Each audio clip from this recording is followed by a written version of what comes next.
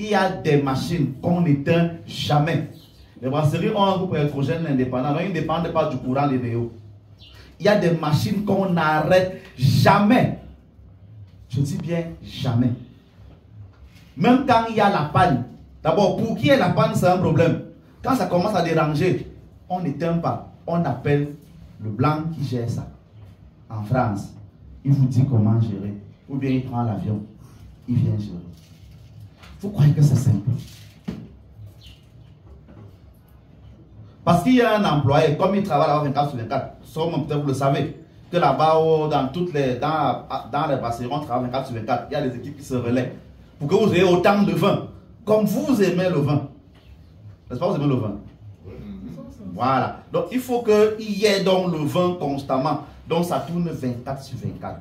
Il y a un employé qui s'est endormi dans la machine qui met le gaz et qui capsule les bouteilles là. Pour qu'on puisse les ouvrir normalement comme on le fait là. Il s'est endormi, ça a broyé sa main. On a voulu arrêter la machine. Le blanc a dit ne touchez pas au bouton off de ma machine. Il a retiré sa main lorsque ça arrivait au niveau où il pouvait déjà enlever. On a laissé la machine continuer de marcher. On l'a amené à l'hôpital, on a coupé là où il fallait couper, on a donné ses 15 bâtons, il est rentré proprement, son travail est fini.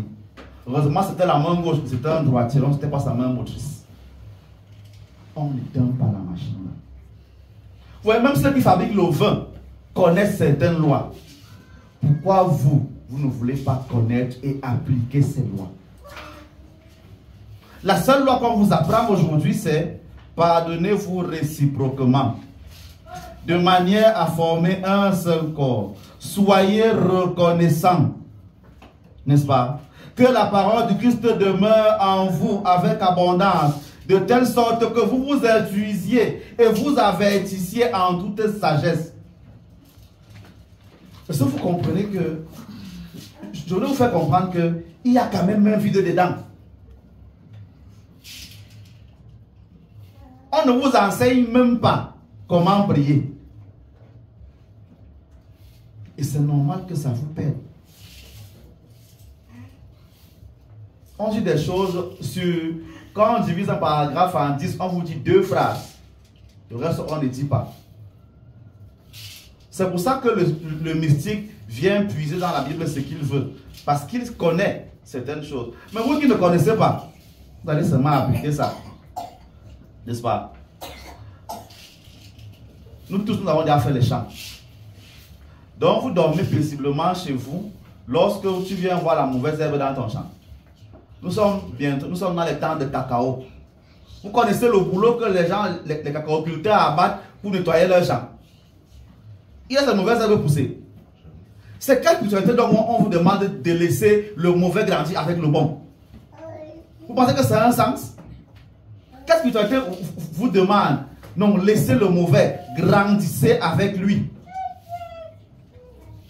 C'est la même philosophie qu'on retrouve un peu dans Constantine.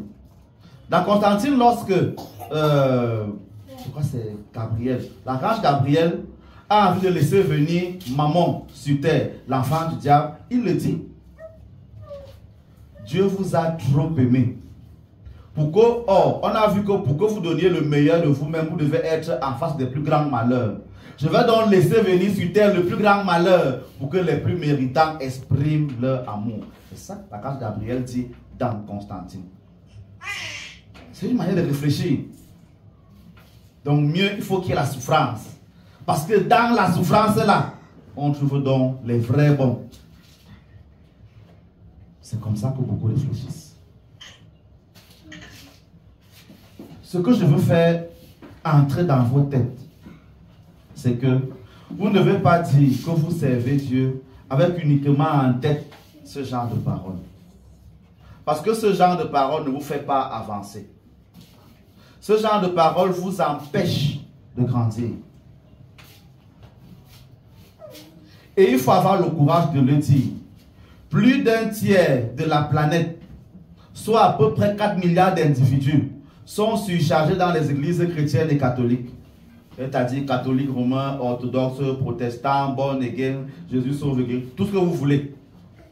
les églises du livre, y compris les musulmans, ont un tiers de la planète. Si ce qu'on y enseignait était à moitié bon, nous aurons un tiers de la planète qui est riche. Mais ouvrez un peu les yeux, les gars sont pauvres, les gars galèrent. Ça veut dire qu'il y a quelque chose à changer.